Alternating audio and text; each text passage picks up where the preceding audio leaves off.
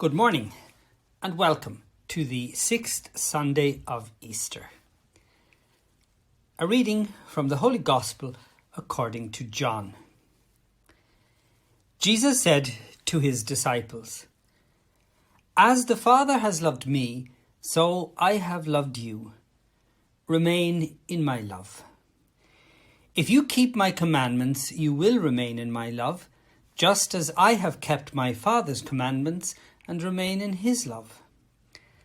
I have told you this so that my own joy may be in you and your joy be complete. This is my commandment: love one another as I have loved you. A man can have no greater love than to lay down his life for his friends. You are my friends if you do what I command you. I shall not call you servants any more, because a servant does not know his master's business. I call you friends, because I have made known to you everything I have learned from my Father. You did not choose me. No, I chose you, and I commissioned you to go out and to bear fruit that will last. And then the Father will give you anything you ask him in my name. What I command you is to love one another." The Gospel of the Lord. I have told you this so that my own joy may be in you and your joy be complete. Joy. If I were to ask you what it feels like to be a Christian, a Catholic, a disciple of Jesus today, what would your answer be? Think about it. Not what you do or don't do as a Christian, not what prayers you say or don't say, not what you actually believe or find difficult to believe, but what it actually feels like to be a Christian in today's world. Would you say it's a life of joy?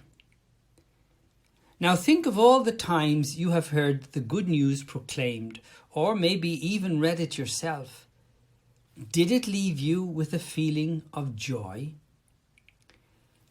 Jesus announces the good news so that his joy may be in us and our own joy may be complete. Whenever we hear the gospel, hear Jesus, and don't experience joy, I don't believe we've actually heard the good news. We've obviously heard something, but it isn't the good news. The joy Jesus refers to, his joy, is what he experiences, what he possesses, when he is fully conscious of his love for the Father, Abba, and the Father's love for him. His whole life is rooted in this loving, life-giving relationship.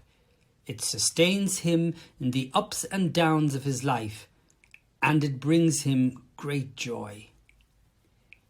It also brings him great joy loving us, being with us. Never forget, Jesus came so that we could have life to the full, beginning in the here and now. Have you ever thought about how you and your wonderful, imperfect life actually brings joy to Jesus? How loving us into change makes him delight, find joy in us? Again and again, Jesus commands us, asks us to love and remain in his love. His love for the Father and his experience of the Father's love for him brought him a joy that brightened up the darkest hours of his human existence, his Gethsemane moments. He wants us to experience that same joy, and the only way we can do so is by having the same experience of the Father that Jesus himself had. Then and only then will his joy light up our lives as well. As Christians, as disciples, we are often so busy doing things for God that we forget he wants us to be his friends, to simply love him and be loved by him.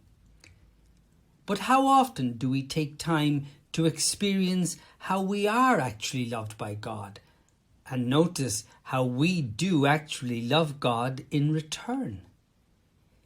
Jesus never doubted that he was loved by God, and this brought him a joy that no sorrow, no trouble could ever overcome.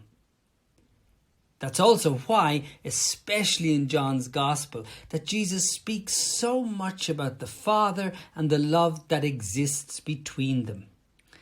They are one, and this relationship is the source of his deep joy.